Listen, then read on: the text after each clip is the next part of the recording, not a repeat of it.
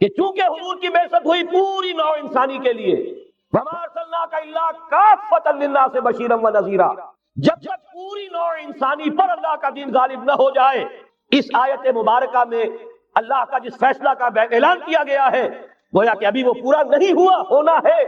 یہ دوبارہ ایک بہت بڑے پیمانے پر حق و باطل کا گھمسان کا رنگ پڑنے والا ہے۔ ملاحم کی جو حضور صلی اللہ علیہ وسلم نے پیشین گوئیاں فرمائی، الملحمۃ العظمی، تاریخ انسانی کی عظیم ترین جنگ جو ابھی آنے والی ہے، اس کو سمجھ لیجئے اچھی طریقے سے کہ اس میں جو قوتیں ایک دوسرے کے مقابل آ رہی ہیں وہ کون سی ہے۔ نیو ورلڈ آرڈر کہنے کو امریکہ کے زیر قیادت ہے، حقیقت میں امریکہ خود یہودیوں کے پنجے میں، یہ وہی ابلیسی طاقت ہے جو آگے بڑھ رہی ہے۔ عالم عرب کو فتح کرنے کے بعد اب ان کے پاس اگلا عالم اسلام کا حصہ ہے، غیر عرب مسلم ورلڈ۔ ایران ہے، اس کے شمال مشرق میں ترکستان ہے، روسی اور چینی، مشرق میں افغانستان ہے، پاکستان ہے، یہ ایک بہت بڑا سالڈ بلاک ہے۔ اس کے بعد اگرچہ ہندوستان آتا ہے، بھارت، ظاہر بات ہے کہ وہاں مسلمان اقلیت میں ہے سوائے کشمیر کے، لیکن یہ نوٹ کیجئے کہ وہاں بھی کم سے کم 15-18 کروڑ مسلمان موجود ہیں۔ آج بھی دنیا کا سب سے بڑا ملک جس میں مسلمانوں کی تعداد اور جن کی نفری سب سے بڑھ کر ہے وہ بھارت ہے۔ اس کے بعد پھر انڈونیشیا، ملائیشیا ہے، اس سے آگے ہے پھر فار ایسٹ، ابھی انہیں فتح کرنا ہے۔ نیو ورلڈ آرڈر کا یوں سمجھیے کہ ابھی یہ ہارڈ نٹ ٹو کریک، ابھی ایک لوہے کا چنا ہے چائنا کی شکل میں موجود۔ اور مجھے یاد آ رہا ہے ڈی گال کے الفاظ بہت سے لوگوں نے سنے ہوں گے، اس نے کہا تھا کہ ہم نے خام خواہ روس کو اپنا دشمن بنا لیا ہے، وہ تو ہمارا بھائی ہے، وائٹ ریسس، وہ تو بنیادی طور پر یورپین قوم ہے۔ Beware of the yellow masses of the East, تمہیں گھبرانا چاہیے، تمہیں خبر لینی چاہیے، وہ مشرق بعید کے جو زرد رو لوگ ہیں، China, Indo China, Japan, yellow race. ابھی اس نیو ورلڈ آرڈر کے لیے جو فتح عالم اور تسخیر عالم کا پروگرام ہے، اس میں پہلے غیر عرب مسلمان دنیا اور پھر یہ فار ایسٹ کا خاص طور پر یلو ماسز، یہ ہے کہ جنہیں ابھی انہیں ٹیکل کرنا۔ اور اسی لیے میں کرنا چاہتا ہوں، حقائق ہمارے سامنے رہنا چاہیے۔ یہ 45 برس کے بعد امریکہ کو کیسے خیال آ گیا کہ کشمیر کا مسئلہ واقعی ہے، ساقی نے کچھ ملا نہ دیا ہو شراب میں؟ یہ کہاں سے رابن رافیل آئی پچھلے سال اور مسئلے کو زندہ کر کے چل دی؟ ہم خوش ہوئے، امریکہ نے مان لیا۔ حقیقت میں امریکہ کی نظر ہے اور وہ اس کو چاہتے ہیں کہ کوئی دوسرا اسرائیل بنائے، آزاد بنا کر اس کو اپنے تسلط میں لے۔ اس لیے کہ اگر جو پروگرام ہے، اگر وہاں پر فرض کیجئے بہت مطالبہ ہمارا مان لیا جائے، پلیبسائٹ کرایا جائے، اس کا نتیجہ کیا ہوگا؟ آپ کو آزاد کشمیر سے بھی اپنی فوجیں نکالنی پڑیں گی، آپ کو گلگت اور بلتستان سے بھی فوجیں نکالنی پڑیں گی، بھارت بھی ادھر سے فوجیں نکالے گا، اور رہ جائے گا کون؟ یہ ٹھاٹ پڑا رہ جائے گا جب لاج چلے گا بنجارا، رہ کون جائے گا؟ پھر تو وہی راج کرے گا جو یو این او پر قابض ہے، اور پھر ظاہر بات ہے کہ اس کے پاس دولت کے انبار اور جو بھی ان کی چالاکیاں اور ہوشیاریاں ہیں، ہو سکتا ہے کہ وہ اسے ایک نئے اسرائیل کی شکل دے۔ بہرحال ایک طرف تو بدی کی یہ قوتیں ہیں، اس کے مقابلے میں خیر کی قوت کون سی ہے؟ خیر کی توقع کہاں سے؟ اس سے پہلے کہ میں اس موضوع پر آؤں، اب میں آپ کے سامنے وہ نوید خلافت جو میری آج کی گفتگو کا عنوان ہے، اگرچہ کنٹراسٹ بہت بڑا ہے، حالات اتنے خراب، خیر کی کوئی امید نہیں، کہیں سے کوئی اچھی خبر نہیں آتی۔ اللہ نے تو اپنے رسول صلی اللہ علیہ وسلم کو بھیجا ہی اس لیے ہے، اس قطعی فیصلے کے ساتھ بھیجا ہے، الہدا، کتاب ہدایت، ہدایت کاملہ قرآن مجید دے کر، دین حق، نظام عدل، عدل و قسط، نظام عدل اجتماعی، سچا دین، سچا نظام دے کر بھیجا تاکہ غالب کرے اسے کل کے کل دین پر، پورے نظام زندگی پر، وَلَوْ كَرِهَ الْمُشْرِكُونَ، چاہے یہ مشرکوں کو کتنا ہی ناگوار۔ اسی لیے کہا تھا اقبال نے، وقت فرصت ہے کہاں، کام ابھی باقی ہے، نور توحید کا اتمام ابھی باقی، کل روئے ارضی پر، کل عالم انسانیت پر اللہ کا دین غالب ہو کر رہے۔ اس کی پھر نوید جو اور سورہ نور میں آئی ہے، اگر آپ کے پاس یہ ہے موجود 4 ورقہ نکال لیجئے، متن کو دیکھیے۔ خلافت کا وعدہ، حدیث مبارک ہے حضرت نعمان بن بشیر، یہ آیت جو ہے یہ سورہ نور کی ہے، وعد اللہ الذین آمنوا منکم وعملوا الصالحات، مسلمانوں تم میں سے جو لوگ ایمان اور عمل صالح کا حق ادا کر دیں گے، دعا کیجئے اللہم ربنا اجعلنا منہم، اللہ ہمیں اس کی توفیق دے، اللہم وفقنا لہذا، اللہ ہمیں اس کی توفیق عطا فرما۔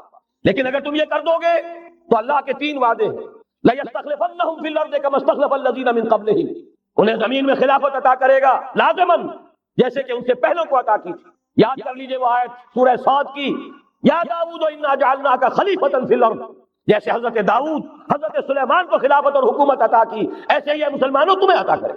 وَلَا يُمَكِّنَنَّ لَهُمْ دِينَهُمُ الَّذِي ارْتَضَىٰ لَهُمْ، اور ان کا وہ دین اسلام جو اللہ نے ان کے لیے پسند کر لیا ہے، اسے تمکن غلبہ عطا کرے گا۔ وَلَا يُبَدِّلَنَّهُم مِّن بَعْدِ خَوْفِهِمْ أَمْنًا، اور وہ بدل دے گا خوف کی حالت کو امن کی حالت سے۔ یہ تین وعدے اصل میں ایک ہی ہیں۔ مسلمانوں کو خلافت عطا ہو جائے، ظاہر بات ہے دین کا غلبہ ہوگا، دین کا غلبہ ہو گیا، مسلمانوں کی حکومت ہو گئی، مسلمانوں کے لیے کوئی اندیشہ نہیں، خوف نہیں۔ اب نوٹ کیجئے تاریخی اعتبار سے جو اب وہ خیر کی بات چلنی شروع ہوئی، یہ آیت نازل ہوئی ہے سن 5 کے اواخر میں یا سن 6 کے شروع میں۔ چونکہ صحابہ کرام دونوں شرطیں پوری کر چکے غزوہ احزاب میں، اپنے صبر اور مصابرت، اپنی استقامت، اپنی قربانی، اس کا پورا پورا ثبوت دے چکے، جبکہ وہ رضیہ یہ شعر پڑھ رہے تھے، نحن الذین بایعوا محمدا علی الجہاد ما بقینا ابدا، ہم وہ لوگ ہیں جنہوں نے محمد سے صلی اللہ علیہ وسلم جہاد کی بیعت کی ہے، اب یہ جاری رہے گا جب تک جان میں جان ہو۔ لہذا شرطیں چونکہ پوری ہو چکی، لہذا اللہ کی طرف سے اس کی جزا، اس کا بدلہ، وعدہ شروع ہو گیا پورا ہونا۔ سن 6 میں صلح حدیبیہ ہو گئی، انا فتحنا لک فتحا مبینا، سن 7 میں خیبر فتح ہو گیا، 8 میں مکہ فتح ہو گیا، 9 میں پورے عرب کی صفائی کر دی گئی، موپنگ اپ آپریشن، فَإِذَا انسَلَخَ الْأَشْهُرُ الْحُرُمُ فَاقْتُلُوا الْمُشْرِكِينَ حَيْثُ وَجَدتُّمُوهُمْ، گویا کہ پورے جزیرہ نما عرب پر وہ نظام قائم ہو گیا، اللہ کی حکومت اور اس کے نیک بندوں کی خلافت۔ اس کے بعد کل 24 برس میں یہ نظام کہاں سے کہاں پہنچا، ترکستان کے علاقے سے لے کر اور شمالی افریقہ کا اکثر و بیشتر علاقہ شامل، یہاں اب اللہ کا نور جگمگا رہا ہے، توحید کا ڈنکا بج رہا ہے۔ البتہ جیسا کہ میں عرض کر چکا ہوں، پھر وہ یہودی سازش، آپس کا اختلاف، خانہ جنگی قدم رک گئے۔ نہ صرف یہ کہ قدم رک گئے، حادثہ اس سے بھی بڑا ہوا، زوال شروع ہو گیا۔ یہ جو اس کے بعد سے آج تک ہماری تاریخ ہے 1400 برس کی، اس کے لیے ایک حدیث ہے جو اس کتاب کے 4 صفحے پر درج ہے، یہ اگر آپ کو نہیں بھی ملا ہے تو جاتے ہوئے لے کے جائیے گا، یہ ہمارا ہدیہ ہے۔ اس لیے کہ جو مایوس کن حالات ہیں جن سے ہم دوچار ہیں، ان میں ہمارا حال یہ ہے کہ سمجھنے دے مجھے اے نا امیدی کیا قیامت ہے، کہ دامان خیال یار چھوٹا جائے ہے مجھ سے، امید کا دامن ہاتھ سے چھوٹ جاتا، کیسے حالات سیدھے ہو جائیں گے، کیسے خلافت آ جائے گی۔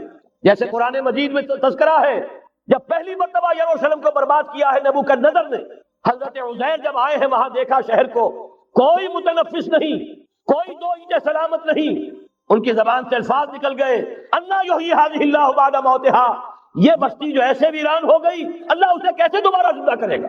سورہ بقرہ میں واقعہ مذکور ہے، میں صرف حوالہ دے رہا ہوں۔ آج وہی حال ہمیں نظر آ رہا ہے، دنیا میں خلافت کیسے آ جائے گی؟ یہاں تو ڈنکا بج رہا ہے امریکہ کا، یہاں تو طاقت وہ ہے، اسرائیل کا خنجر جو ہے عالم عرب میں بھپا ہوا ہے، اور غیر عرب مسلم ورلڈ میں بھارت کا خنجر، اور دونوں خنجر کا نشان ہے۔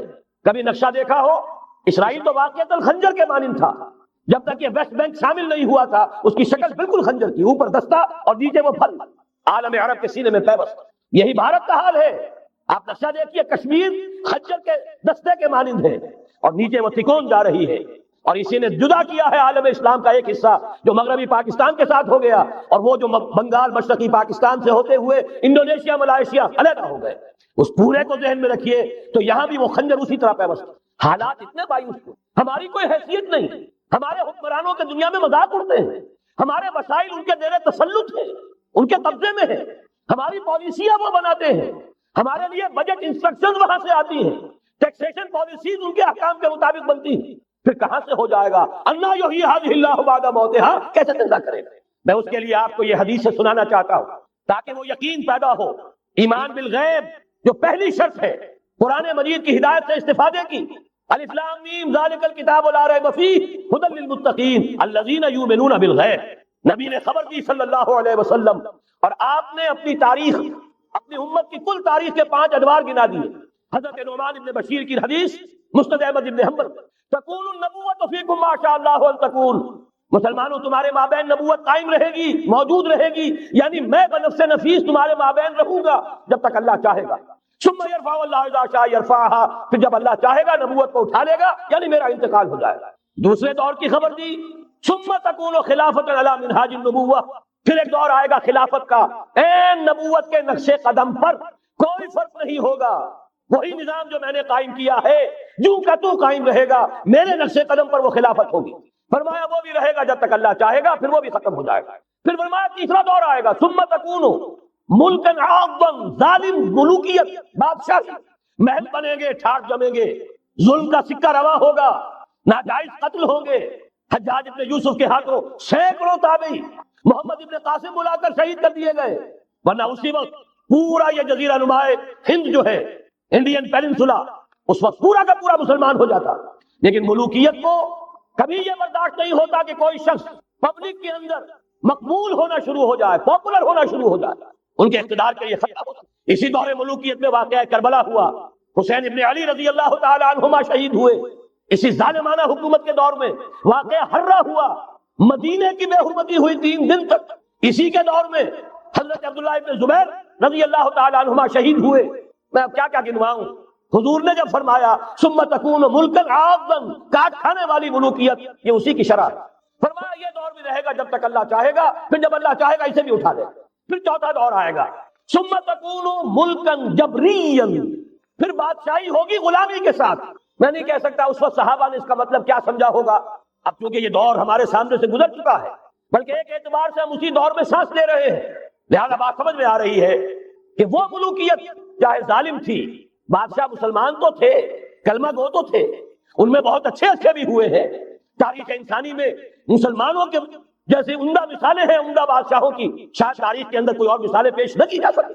لیکن یہ کہ اس کے بعد جو دور آیا، کہیں ہم تاج برطانیہ کے غلام بن گئے، ملکہ برطانیہ، شاہ برطانیہ، ہز میجسٹیز گورنمنٹ، ہر میجسٹیز گورنمنٹ، کہیں فرانس کے، کہیں اٹلی کے، کہیں ہالینڈ کے، کہیں اور کسی کے، فرانس کے. اس طرح سے پورا عالم اسلام جو ہے کولونیل دور کے اندر غلامی کے دور میں چلا گیا. یہ چوتھا دور تھا. لیکن یہاں تھوڑا سا توقف کر لیجئے، یہ چوتھا دور ایک درجے میں ختم ہو گیا ہے کہتے ہیں دنیا والے، کولونیل دور ختم ہو گیا. حقیقت میں ختم نہیں ہوا، براہ راست حکمرانی ختم ہوئی ہے، انڈائریکٹ رول جاری ہے. ریموٹ کنٹرول کے ذریعے سے وہی حکومت کر رہے ہیں، بٹن وہی سے دبتے ہیں، ہم جا کر جھولیاں انہی کے سامنے پسارتے ہیں، انہی سے کبھی سرمایہ کاری کی بھیک مانگتے ہیں، کبھی قرضوں کی بھیک مانگتے ہیں، ان کے چشم ابرو کے اشاروں کے منتظر رہتے ہیں. ہماری جنگ اور صلح ان کے تابع ہے، ہمارے تمام وسائل ان کے تسلط میں ہیں. وہ دور ابھی ختم نہیں ہوا. فرق صرف یہ ہے پہلے براہ راست حاکم تھے، آج بالواسطہ حاکم. لیکن حضور نے فرمایا صلی اللہ علیہ وسلم یہ دور بھی ختم ہو کر رہے گا. یوں سمجھیے جیسے کراچی میں لانڈی کورنگی میں کئی نمبر آتے ہیں بسوں میں، Karachi Landhi number 1، Landhi number 2، Landhi number 3، پھر کہیں 3.5 بھی ہوتا ہے. آج ہم بیچ میں کھڑے ہیں اس چوتھے دور کے کہ حضور کے قول کے مطابق ملکن جبرین، یا دور ابھی جاری ہے، نصف ختم ہو گیا ہے، نصف ابھی باقی. لیکن ایک بات تو بڑی تلخ ہے، ابھی بقیہ نصف میں بڑی قیامتیں گزرنے والی ہیں.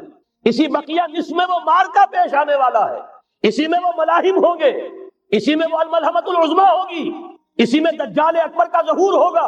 اس میں ہمارے اوپر تکالیف اور مصائب ابھی اور اس کے سائے گہرے ہوں گے، اور کچھ روز فضاؤں سے لہو برسے گا، اور غمناک کے تاریک اندھیرے ہوں گے. لیکن اس کے بعد فرمان نبوت پوری شان کے ساتھ ظاہر ہوگا. ثم تکون خلافت علی منہاج النبوہ، پھر دور آئے گا خلافت علی منہاج النبوہ کا، دوبارہ وہی دور، میں نہیں وہ نظام جو محمد رسول اللہ نے قائم فرمایا صلی اللہ علیہ وسلم، دنیا میں دوبارہ قائم ہو کر. میرے کئی دوستوں نے کہا ہو کر رہے گا، میں یقین کے ساتھ کہتا ہوں ہو کر رہے گا. صرف یہ کہ ہم یہ نہیں کہہ سکتے ابھی اس میں کتنی دیر ہے. جیسے قرآن مجید میں کئی جگہ حضور سے کہلوایا گیا، نبی کہہ دیجئے ان ادری اقریب ام بعید ما توعدون، لوگوں جو وعدہ تم سے کیا جا رہا ہے یہ تو میں نہیں کہہ سکتا وہ جلدی پورا ہوگا یا دیر میں، ہوگا ضرور پورا. ان اللہ لا یخلف المیعاد، اللہ تعالیٰ اپنے وعدے کی خلاف ورزی نہیں کرتا. تو محمد الرسول اللہ صلی اللہ علیہ وسلم کی دی ہوئی نوید، دوبارہ خلافت علی منہاج النبوہ کا نظام قائم ہوگا. اور اس میں اب ذرا نور علی نور، 2 حدیثیں اسی کتاب میں شامل ہیں. پھر عرض کر رہا ہوں یہ آپ کو مل جائے گا اگر نہیں ہے اس وقت، اور میں چاہتا ہوں آپ ان کے متن یاد کریں، ان حدیثوں کے مبلغ بن جائیں، ان آیات کو حفظ جان بنائیں، تاکہ مایوسی کا مداوع ہو سکے، ہمتیں جو پست ہو رہی ہیں ان میں دوبارہ عزم جمع پیدا ہو سکے. اس لیے ہم نے بڑی تعداد میں اسے شائع کیا ہے. 100 کے پیکٹس کے اندر آپ کو یہ مل سکے گا اگر آپ لینا چاہیں. عام کریں، پھیلائیں. پہلی حدیث ہے مسلم شریف کی، صحیحین میں سے ایک، سند کے اعتبار سے بلند ترین درجہ. حضرت ثوبان اس کے راوی ہے رضی اللہ تعالی عنہ. بڑے پیارے الفاظ ہیں محمد الرسول اللہ صلی اللہ علیہ وسلم کے. فرماتے ہیں ان اللہ زوالی الارض، اللہ نے میرے لیے پوری زمین کو سکیڑ دیا، لپیٹ دیا. فرائض و مشارقہا و مغاربہا، میں نے اس کے سارے مشرق دیکھ لیے، سارے مغرب دیکھ لیے. وَإِنَّ أُمَّتِي سَيَبْلُغُ مُلْكُهَا مَا زُوِيَ لِي مِنْهَا، اور یقین رکھو میری امت کی حکومت ان تمام علاقوں پر قائم ہو کر رہے گی جو مجھے اس طرح زمین کو سکیڑ کر اور لپیٹ کر دکھا دیے گئے۔ اب جس شخص کو بھی محمد کی رسالت پر ایمان ہے صلی اللہ علیہ وسلم، اسے کوئی شک نہیں ہو سکتا۔ دوسری روایت حضرت مقداد سے، یہ مسند احمد ابن حنبل کی روایت، حضرت مقداد رضی اللہ تعالیٰ عنہ فرماتے ہیں حضور نے ارشاد فرمایا لا يبقى على ظهر الارض بیت مدر ولا وبر الا ادخلہ اللہ کلمۃ الاسلام، اس روئے ارضی پر کوئی گھر نہیں بچے گا، نہ اینٹ گارے کا بنا ہوا نہ کمبلوں کا بنا ہوا خیمہ رہے گا جس میں اللہ تعالیٰ کلمہ اسلام کو داخل نہ کر دے۔ کل روئے ارضی پر ہر گھر میں اسلام داخل ہوگا۔ لیکن اس میں بڑی اہم بات ہے، ہمارے بعض دانشور آج جو گمراہیاں پھیلا رہے ہیں اس کا توڑ اس حدیث میں ہے، اور ہمیں صدمہ ہے۔ علامہ اقبال کا فرزند اور وہ اس مغالطوں کو عام کر رہا ہے، اور بھی چھٹ بھئیے دانشور تھے، ان کی بات کی کوئی اہمیت نہیں تھی، لیکن اب وہی بات کہی ہے ڈاکٹر جاوید اقبال نے۔ اس حدیث میں اس کا توڑ ہے، اسلام کا غلبہ ہوگا تو کیسے ہوگا؟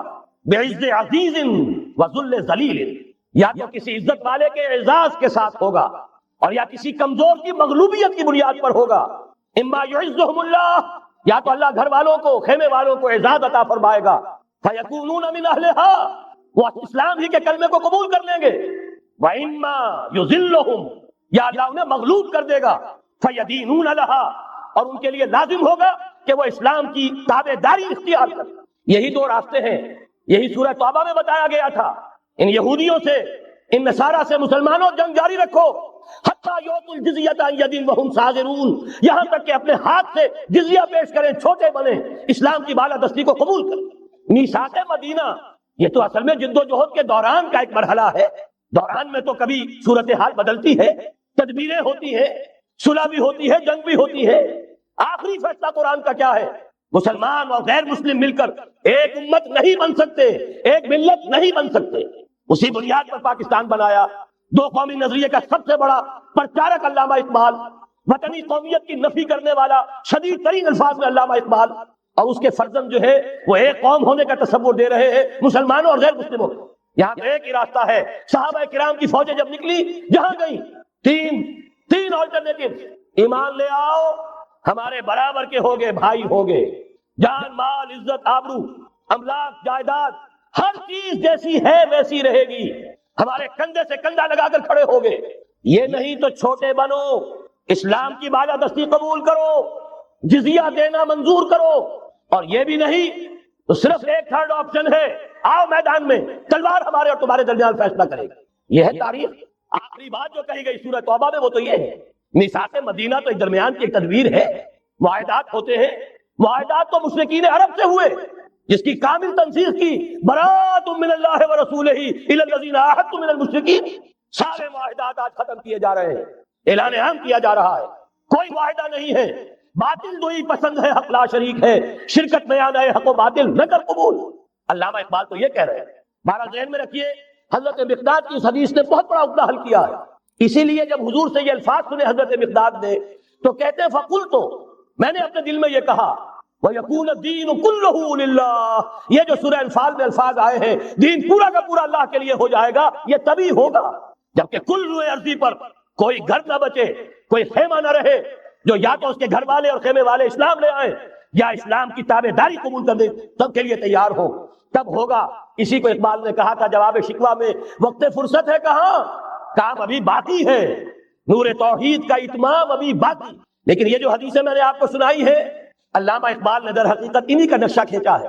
آسماں ہوگا سحر کے نور سے آئینہ پوش، اور ظلمت رات کی سیما پا ہو جائے گی، پھر دلوں کو یاد آ جائے گا پیغام سجود، پھر جبھی خاک حرم سے آشنا ہو جائے گی۔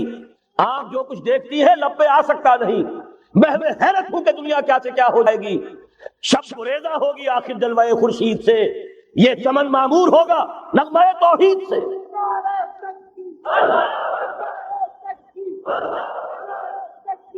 میں نے اس پر جو عنوان قائم کیا ہے، کل جہاں معمور ہوگا نغمہ توحید سے، یہ پورا کا پورا عالم کرۂ ارضی جگمگا اٹھے گا۔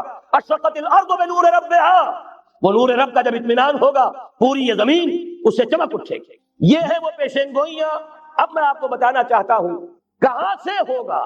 موٹی سی بات یہ ہے، پہلے خلافت علی منہاج النبوہ کا نظام قائم ہوا، کل روئے ارضی پر ایک دم نہیں ہو گیا۔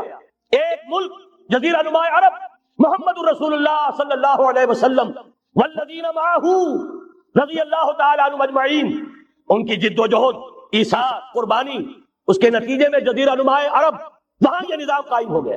پھر پھیلا، پھر توسیع ہوئی. 3 لشکر نکلے تھے، مشرق، مغرب، شمال.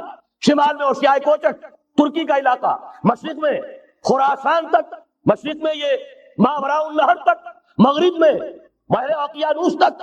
دشت و دشت ہیں، دریا بھی نہ چھوڑے ہم نے، بحر ظلمات میں دوڑا دیے گھوڑے ہم نے. اب بھی یہی ہوگا، کسی ایک جگہ سے ہوگا. یہ میں اب آپ کو بتانا چاہتا ہوں کہاں سے ہوگا.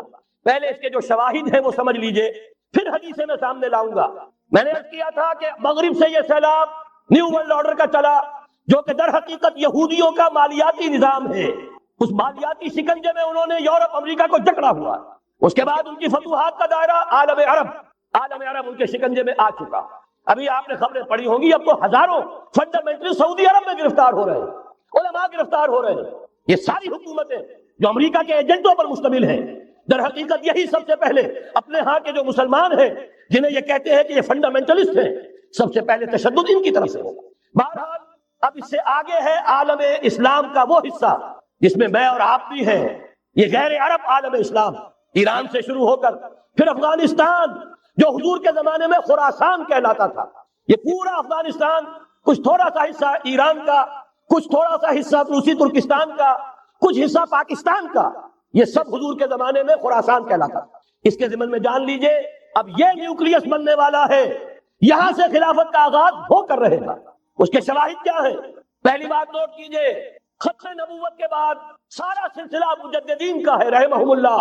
1000 برس تک سارے مجدد عالم عرب میں پیدا ہوئے. 11ویں صدی سے یہ صنم خانہ ہند، مجددین کی آماجگاہ، مجدد الف ثانی رحمت اللہ علیہ، 11ویں صدی ہجری، یا الف ثانی اسی کے دوسرا 1000 سال وہیں سے شروع ہوا. کہاں کے رہنے والے تھے؟ 12ویں صدی کے مجدد اعظم شاہ ولی اللہ دہلوی، 13ویں صدی میں سید احمد بریلوی اور ان کے ساتھی شہید شاہ اسماعیل شہید، 14ویں صدی میں شیخ الہند اسیر مالٹا، انگریز سے ٹکرا جانے والا. یہ مضمون ہم نے چھاپا تھا، اگرچہ چھپا تھا وہ پاکستان روزنامہ پاکستان میں، ہم نے بھی اسے چھاپا. اب دوبارہ جو کتاب کا شائع کیا ہے، انگلینڈ میں، انگلستان میں خلافت کی اذان کے عنوان سے اسپیشل ایک جو ہے ندائے خلافت کا ایشو آیا ہے، اس میں دوبارہ ریپیٹ کیا. اسے آپ کو اندازہ ہوگا شیخ الہند کی شخصیت کا. جرمنی تک سے ان کی گفتگو چل رہی تھی، دارالخلافہ ترکی سے گفتگو چل رہی تھی، ہندوستان کو آزاد کرا کر دوبارہ اس کو ایک دارالاسلام کی شکل دینا. اس لیے کہ اس وقت تک آپ کو معلوم ہونا چاہیے ہندو ابھی سویا ہوا تھا. وہ غلامی کا جو بھی اس کے اوپر اثر پڑا تھا، مسلمانوں کی 1000 سالہ غلامی کا، اس کی وجہ سے اس میں کوئی حوصلہ تھا ہی نہیں. سیاست کے میدان میں ہندو ابھی آیا ہی نہیں تھا. اس وقت اگر کہیں وہ تجویز کامیاب ہو جاتی، وہ برلن پلان، وہ ریشمی رومال تحریک، تو واقعہ یہ ہے کہ 30 برس اور یہ بر عظیم پاک و ہند انگریز کا غلام نہ رہتا. وہ تحریک نہیں. پھر یہ کہ اگر خلافت کو ختم کیا گیا تو احتجاجی تحریک چلی تو یہاں، اور کس شد و مت کے ساتھ، مولی اماں محمد علی کی جان بیٹا خلافت میں دے دو، پورا بر عظیم پاک و ہند گونج اٹھا. گاندھی کو شریک ہونا پڑا تحریک خلافت میں. کہاں گاندھی، کہاں خلافت. پھر اور شواہد نوٹ کیجئے، وہ جو کولونیل رول بظاہر ختم ہوا ہے، تمام مسلمان ممالک بظاہر آزاد ہوئے، لیکن کہیں بھی تحریک میں اسلام کا نعرہ نہیں لگا.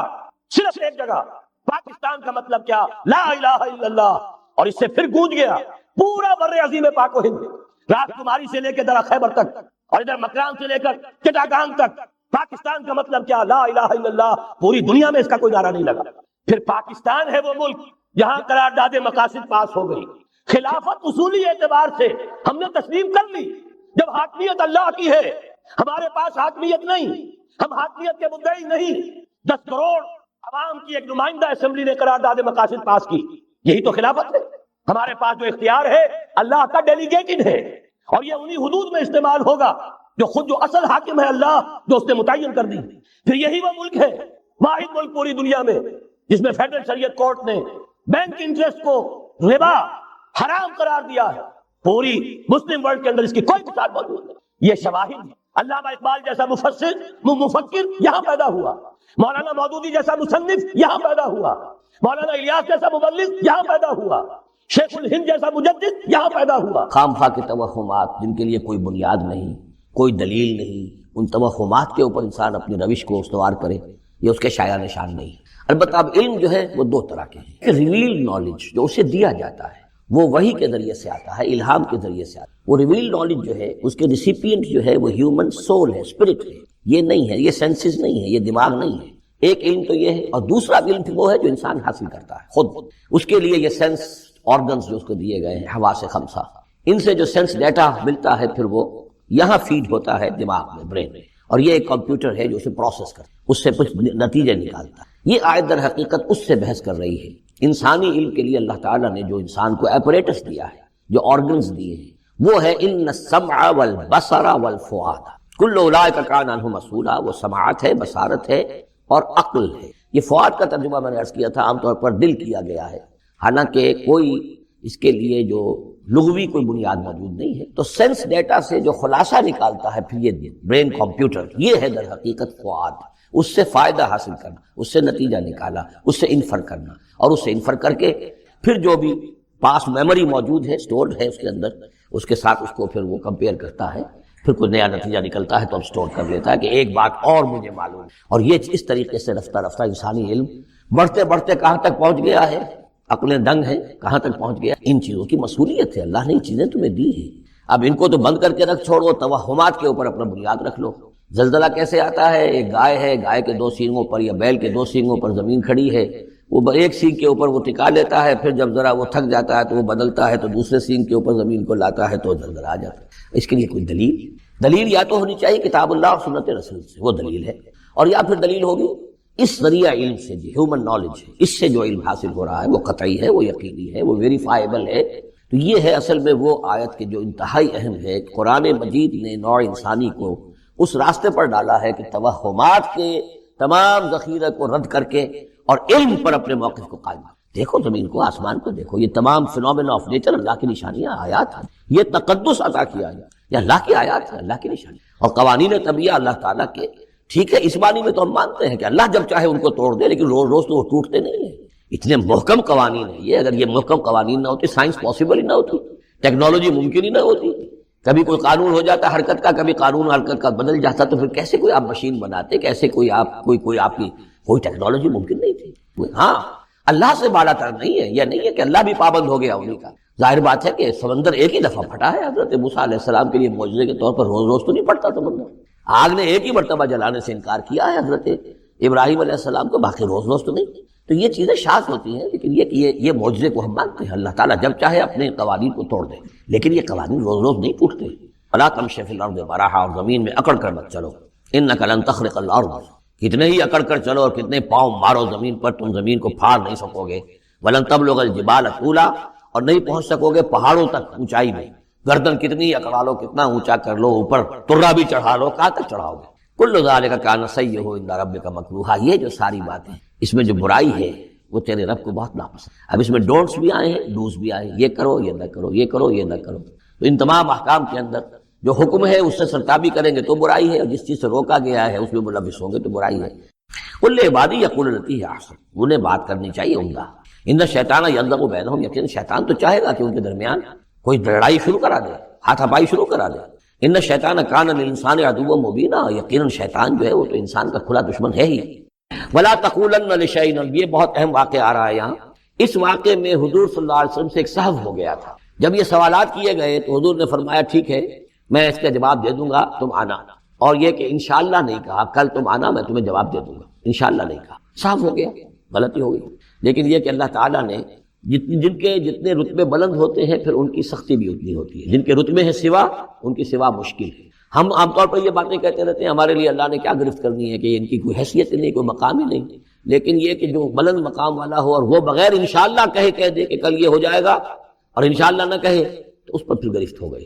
تو حضور کی کئی دن گزر گئے کہ جبرائیل نہیں آئے، اور آپ کے لیے پھر ایک مشکل پیدا ہو گئی۔ گویا کہ مخالفین نے تالیاں پیٹ دی ہوگی، چلو بس فیل ہو گئے، ناکام ہو گئے اس امتحان کے اندر، جو ہے وہ تو اب یہ کامیاب نہیں ہو پائے۔ اس کے بعد جبرائیل آئے، یہ واقعات بھی لے آئے، ساتھ ہی یہ ہدایت بھی لائے۔ وَلَا تَقُولَنَّ لِشَيْءٍ إِنِّي فَاعِلٌ ذَلِكَ غَدًا، دیکھیے کبھی نہ یہ کہیے گا کہ یہ کام میں کل ضرور کر دوں گا، إِلَّا أَن يَشَاءَ اللَّهُ، مگر اس استثناء کے ساتھ اگر اللہ نے چاہا۔ یہ ہماری تہذیب کے، اب یوں سمجھیے کہ کچھ کلمات ہیں سماجی، ہمارے ثقافت کے، ان کے اندر جو ہے توحید کی روح جو ہے وہ کوٹ کوٹ کر بھری ہوئی ہے۔ کوئی اچھا منظر دیکھا، سبحان اللہ، یعنی یہ کہ اس منظر میں کچھ نہیں ہے، اصل میں حسن اللہ کا ہے۔ پھول دیکھا، سبحان اللہ، پھول کی تعریف نہیں کر رہے ہیں، اب بنانے والے کی تعریف ہے جس نے اتنا عمدہ پھول بنایا ہے۔ کوئی آپ کو کوئی تکلیف رفع ہوئی، کوئی ضرورت پوری ہوئی، الحمدللہ، بھوک لگی ہوئی تو کھانا کھایا، الحمدللہ، تعریف اللہ کے لیے۔ کوئی چیز آپ اپنے گھر میں داخل ہوئے، منظر اچھا لگا، بچے کھیل رہے ہیں، بڑا اچھا ماحول ہے، کہیے ماشاء اللہ، جو اللہ کو پسند۔ یہ جو کچھ ہے وہ اللہ کی مشیت سے، یہ کوئی میری صلاحیت سے، میری قوت سے تو نہیں ہے۔ اسی طرح سے کوئی کام کرنا، انشاءاللہ میں یہ کام کرنا تو چاہتا ہوں، ارادہ تو ہے، لیکن ظاہر بات ہے کہ اللہ تعالیٰ کی مشیت کے بغیر، اللہ کی مرضی اور اذن کے بغیر تو نہیں ہو سکتا۔ وَاذْكُر رَبَّكَ إِذَا نَسِيتَ، اور اپنے رب کو یاد کر لیا کیجئے جب آپ بھول جائیں، یعنی یہ کہ اگر کسی وقت بھول جائیں تو پھر جب یاد آ جائے وَاذْكُر رَبَّكَ تو پھر اللہ تعالیٰ کی طرف دھیان لگائیے۔ وَقُلْ عَسَىٰ أَن يَهْدِيَنِ رَبِّي لِأَقْرَبَ مِنْ هَٰذَا رَشَدًا، اور کہیے کہ ہو سکتا ہے کہ میرا رب اس معاملے میں اس سے بہتر راہ کی طرف میری رہنمائی کر دے، یعنی میں یہ کیوں کہوں کہ یہ کام میں کروں گا، ہو سکتا ہے اللہ تعالیٰ جو ہے اس سے بہتر کوئی بات، کوئی صورتحال پیدا کر دے۔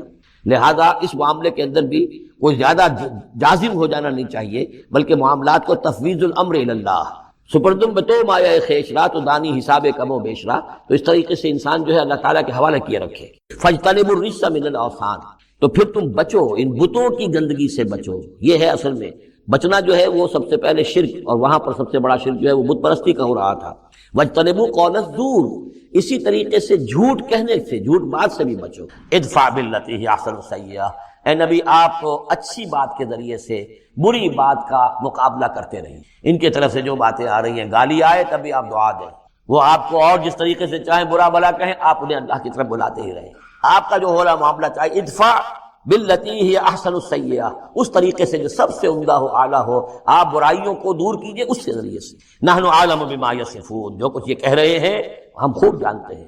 ولا یأتل اولو الفضل منکم، اور نہ قسم کھائیں جو فضل والے ہیں، درجے والے ہیں تم میں سے، جن میں اللہ نے فضیلت دی ہے، نیکی میں بھی، ایمان میں بھی فضیلت دی ہے، دولت میں بھی فضیلت دی ہے، وسعت، اور جنہیں کشادگی دی ہے، مال کی کشادگی دی ہے، ان یؤتوا اولی القربی، کہ وہ کوئی صلہ رحمی کریں اپنے قرابت داروں کے ساتھ، کچھ دیں، مال اور صدقہ و خیرات دیں اپنے قرابت داروں کو، والمساکین والمہاجرین، اور محتاجوں کو اور وطن چھوڑنے والے مہاجرین کو، فی سبیل اللہ، اللہ کی راہ میں۔ تو یہ قسم نہ کھائیں، ولیعفوا ولیصفحوا، انہیں چاہیے کہ معاف کر دیں اور درگزر سے کام لیں۔ الا تحبون ان یغفر اللہ لکم، کیا تم یہ نہیں چاہتے کہ اللہ تمہیں معاف کرے؟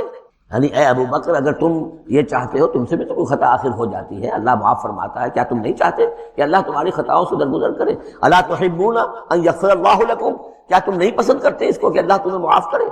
اس پر اس آیت کو سنتے ہی حضرت ابو بکر صدیق کے الفاظ بھی نقل کیے گئے، بلا یا ربنا انا نحب، کیوں نہیں پروردگار، ہم ضرور چاہتے ہیں کہ تو ہمیں معاف فرما دے۔ انہوں نے اپنی قسم کا کفارہ دیا، اور اس کے بعد جو بھی وہ کرتے تھے ان کے ساتھ بھلائی اور نیکی، اس سلسلے کو جاری کر دیا۔ واللہ غفور رحیم، اور اللہ تعالیٰ غفور ہے اور رحیم ہے۔ یا ایھا الذین آمنوا لیستاذنکم الذین ملکت ایمانکم، چاہیے کہ جو تمہارے غلام ہیں اور باندیاں ہیں وہ بھی اجازت لے کے اندر داخل ہوا کریں۔ والذین لم یبلغوا الحلم، اور وہ لوگ بھی تمہارے کہ جو کہ ابھی وہ بالغ نہیں ہوئے ہیں، وہ بچے بھی، منکم ثلاث مرات، 3 اوقات دن رات کے ایسے ہیں کہ جن میں خاص طور پر جو پرائیویسی کا اہتمام ہونا چاہیے، اور اس میں یہ کہ کوئی بھی اجازت لیے بغیر بچے بھی نہ جائیں۔